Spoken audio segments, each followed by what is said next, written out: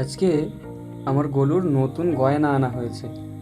গয়না মানে ওর গলার বেল্টটা ও যখন খুব ছোট ছিল, যখন খুব সম্ভবত 2.5 থেকে 3 মাস বয়স ছিল, তখন ওকে আনা হয়েছিল, তখন ওর সাথে কিনে আনা হয়েছিল। সেই বেল্টটা বড় করে আজকে ওর বয়স প্রায় 8 মাস, এতদিন চললো।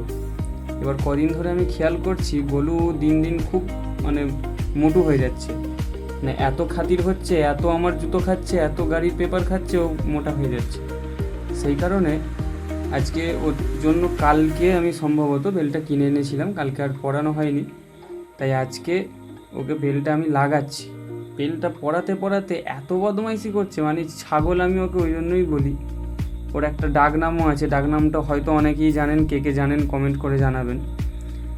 আর তারপর থেকে লাগানোর সময় এত বিরক্ত করছে ও যথারীতি আমি ওকে হাত দেওয়া মানে আমার সাথে মারামারি করবেই। সেই কারণে বেলটা লাগিয়ে নিয়ে ওর সাথে খানিকটা মারামারি করে নিলাম, কারণ আমি বেরোবো।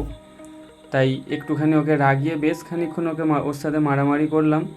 মারামারি করবার পর আমি যখন বেরিয়ে যাচ্ছি, ও বাবু আবার পিছন ডাকছে, মানে ওর সাথে আমাকে এখন খেলতে হবে। আমার সব কাজ ছেড়ে দিয়ে আগের কাজ হচ্ছে ওর সাথে খেলা। না খেললে বাবু আমাকে ওখান থেকে উঠতে দেবে না।